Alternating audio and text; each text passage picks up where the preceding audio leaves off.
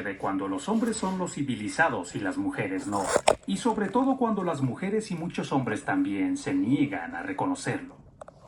Cuando esto ocurre, nos encontramos con una actitud estudiadamente bondadosa, cortés y compasiva.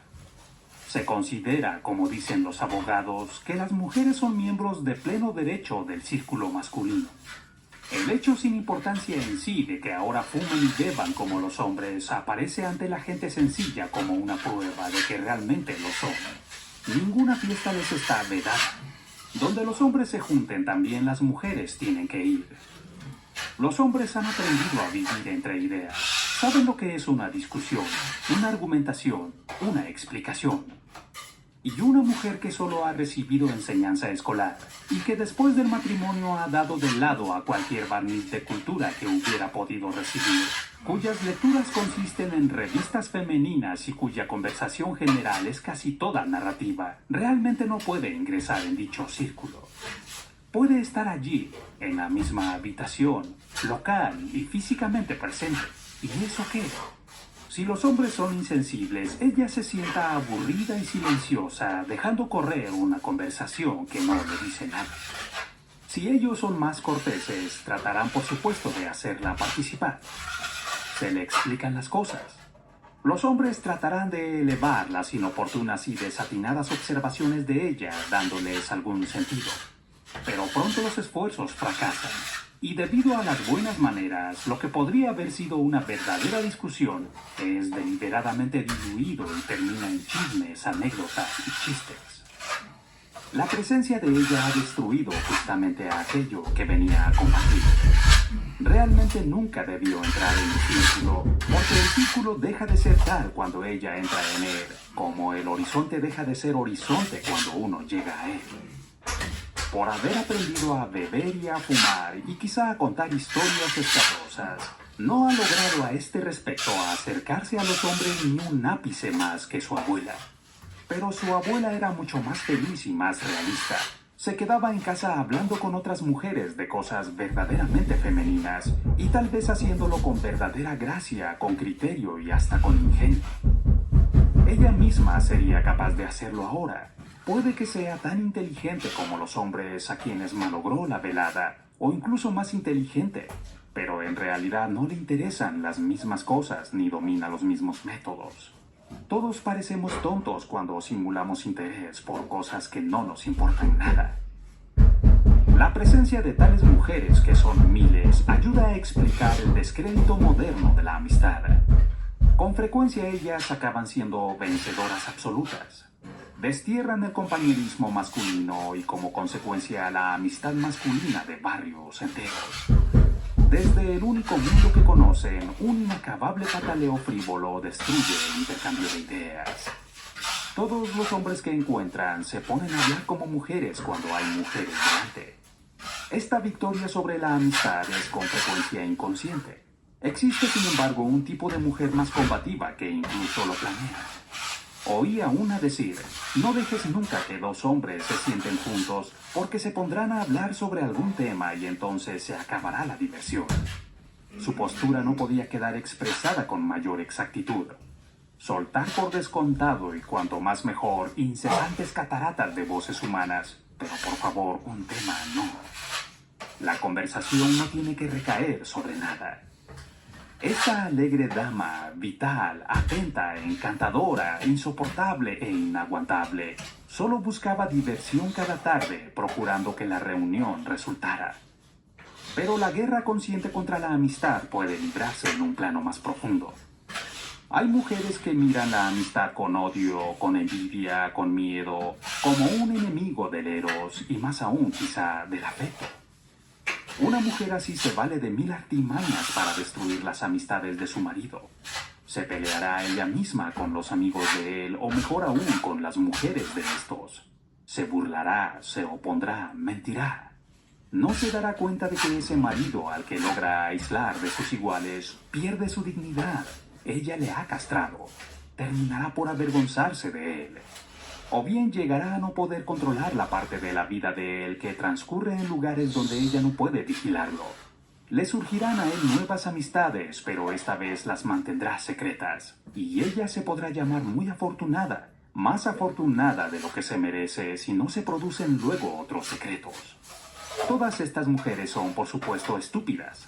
Las mujeres con sentido común que, si quisieran, serían ciertamente capaces de entrar en el mundo de la discusión y de las ideas, son precisamente aquellas que, si no están preparadas, no tratan nunca de participar en ese mundo ni de destruirlo. Tienen otras cosas de qué ocuparse.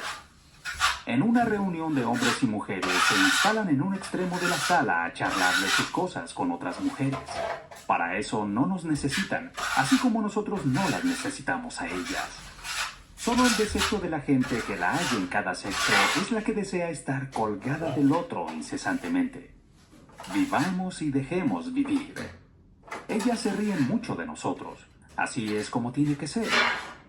Cuando los sexos que no tienen actividades compartidas se encuentran solamente en el eros y en el afecto, es decir, cuando no pueden ser amigos, es conveniente que cada uno tenga una vívida percepción de lo absurdo que es el otro. Eso es siempre ciertamente saludable. Nadie ha apreciado nunca realmente al otro sexo, así como nadie aprecia realmente a los niños o a los animales, sin sentir a veces que son divertidos, porque ambos sexos lo son. La humanidad es tragicómica, pero la división en sexos permite a uno ver en el otro lo gracioso y también lo patético que al propio sexo pasa a menudo inadvertido. Anuncié que este capítulo sería en buena medida una rehabilitación. Espero que las páginas precedentes hayan dejado en claro que no es extraño, para mí al menos, que nuestros antepasados vieran la amistad como algo que nos eleva casi por encima de toda la humanidad. Este amor, libre del instinto, libre de todo lo que es deber, salvo aquel que el amor asume libremente, casi absolutamente libre de los celos y libre sin reservas de la necesidad de sentirse necesario, es un amor eminentemente espiritual. Es la clase de amor que uno se imagina entre los ángeles. ¿Habremos encontrado aquí un amor natural que es a la vez el amor en sí mismo? Antes de sacar alguna precipitada conclusión de ese tipo, tengamos cuidado con la ambigüedad de la palabra espiritual. Hay muchos pasajes en el Nuevo Testamento que significa relativo al Espíritu Santo, y en ese contexto lo espiritual por definición es bueno. Pero cuando lo espiritual se usa simplemente como lo contrario de lo corpóreo, del instinto o de lo animal, es así. Existe el mal espíritu tanto como el espíritu bueno. Hay ángeles malvados tanto como ángeles santos. Los peores pecados del hombre son los espirituales. No debemos pensar que por ser espiritual la amistad ha de ser necesariamente santa o infalible en sí misma. Hay que considerar tres hechos significativos. El primero ya mencionado es la desconfianza con que las autoridades tienden a considerar las amistades íntimas entre los que son sus súbditos. Puede ser una desconfianza injustificada o puede tener alguna base. En segundo lugar está la actitud que la mayoría adopta hacia todos los círculos de amigos íntimos. Los nombres con que designa o califica a esos círculos suelen ser casi todos más o menos denigrantes. En el mejor de los casos es una pandilla.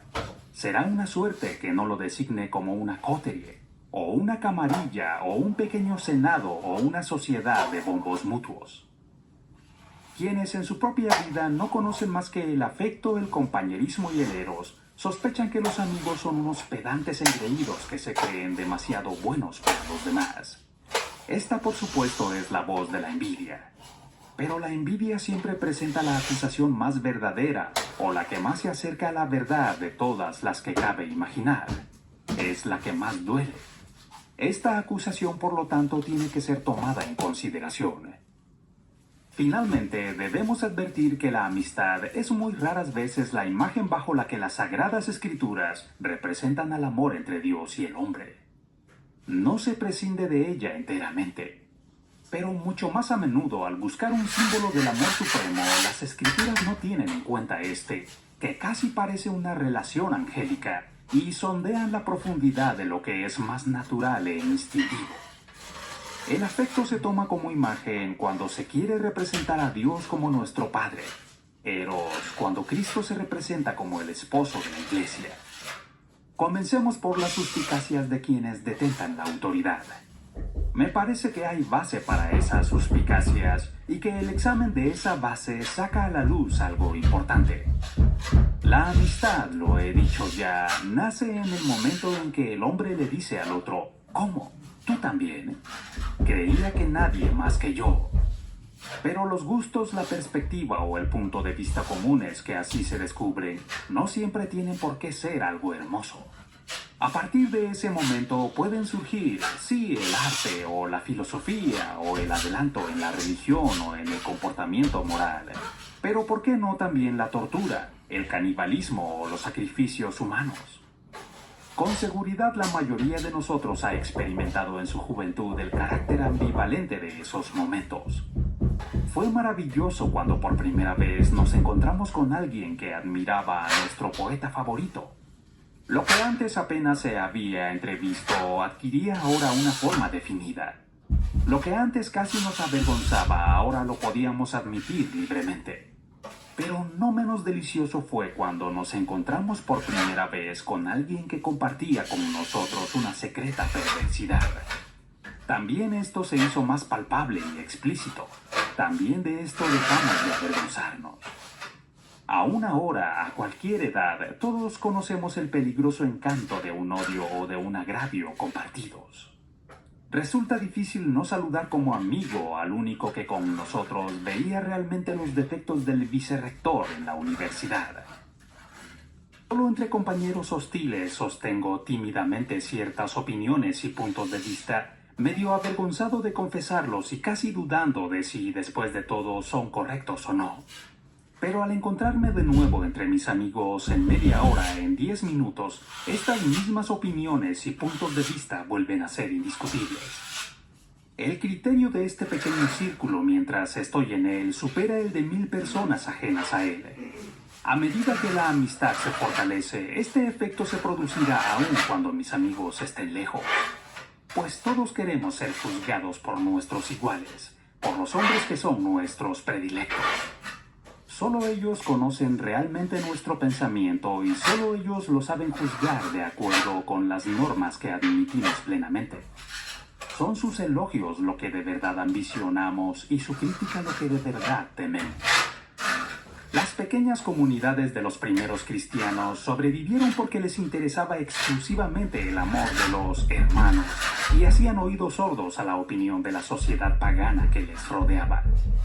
Pero un círculo de criminales excéntricos o pervertidos sobrevive exactamente de la misma forma, haciéndose sordos a la opinión del mundo exterior, rechazándola como pataleo de entrometidos que no entienden, de convencionales, burgueses, gente del sistema, pedantes, mojigatos y farsantes. Así pues, resulta fácil advertir por qué la autoridad arruga el ceño ante la amistad. Puede ser una rebelión de intelectuales serios contra un lenguaje vacío y ampuloso, destinado a captar aplausos y a ser aceptado por todos. O puede ser una rebelión de quienes defienden novedades dudosas contra nociones comúnmente aceptadas. De artistas verdaderos contra la fealdad de lo popular, o de charlatanes contra gustos elevados. De hombres buenos contra la maldad de la sociedad, o de hombres malvados contra el bien. Cualquiera que sea, será mal recibida por los que mandan. En cada grupo de amigos hay una opinión pública sectorial que refuerza a sus miembros contra la opinión pública de la comunidad en general. Toda amistad, por tanto, es potencialmente un foco de resistencia. Los hombres que tienen verdaderos amigos son menos manejables y menos vulnerables. Para las buenas autoridades son más difíciles de corregir y para las malas son más difíciles de corromper. Por tanto, si nuestros jefes por la fuerza o mediante la propaganda sobre la camaradería, o bien haciendo veladamente que la amistad y el tiempo libres resulten imposibles, lograran formar un mundo en el que todos fueran compañeros, no existirían los amigos.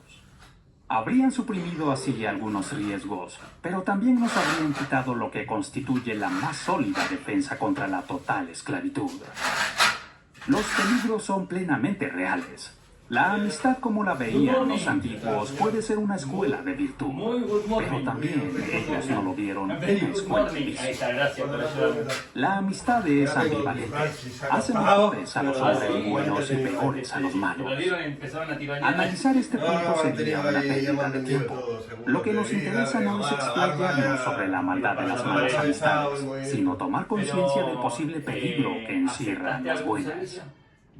Este amor, como los otros amores naturales, tiene una propensión congénita a sufrir una dolencia especial.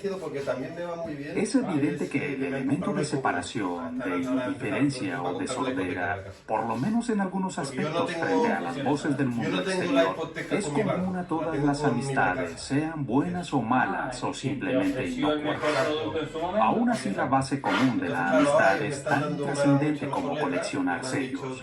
Su círculo, inevitablemente y con razón, ignora las opiniones de millones que creen que es una actividad tonta y de miles que se han interesado en ella de una manera superficial.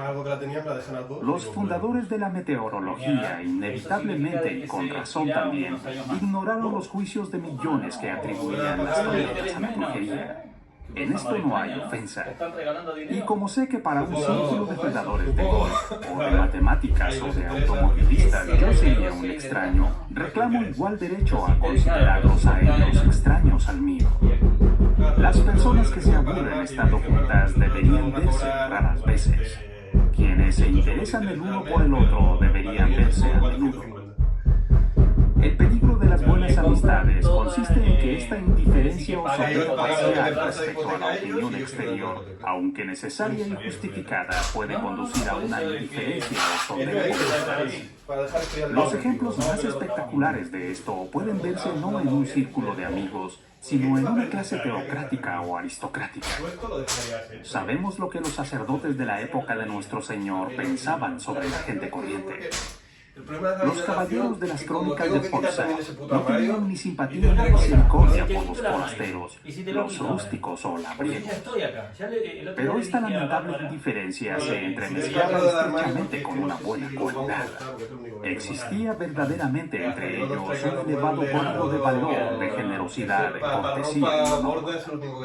Para el pagano ordinario, cauto y avaro, este código era sencillamente una tontería. Los caballeros al mantenerlo no tenían en cuenta esa opinión y así tenía que ser. No les importaba ni un bledo lo que aquel pensara. Si no hubiera sido así, nuestro código actual se hubiera visto empobrecido y vulgarizado. Pero esa costumbre de no importarles ni un bledo se desarrolla en una clase social. Desatender la voz de un campesino cuando realmente debe serlo hace más difícil prescindir de ella cuando clama justicia o clemencia. La sordera parcial, que es noble y necesaria, alienta a la sordera total, que es arrogante e inhumana. Un círculo de amigos no puede oprimir el mundo exterior como puede hacerlo una poderosa clase social, pero está sujeto en su escala al mismo peligro. Puede llegar a tratar como extraño en un sentido general y denigrante a los que lo eran propiamente solo respecto a un asunto determinado. Así como una aristocracia puede crear a su alrededor un vacío a través del que no le llega voz ninguna. Los miembros del círculo literario o artístico que partió, con razón quizá, desechando las ideas del hombre corriente sobre arte o literatura, pueden llegar a desechar igualmente sus ideas de que están obligados a pagar sus deudas, a cortarse las uñas y a comportarse civilizadamente. Sean cuales sean los fallos del círculo, y no hay círculo que no los tenga, se convierten así en incurables. Pero eso no es todo. La sordera parcial y defendible está basada en una especie de superioridad, aunque fuese solamente un conocimiento superior respecto a los sellos. El sentido de superioridad quedará entonces ligado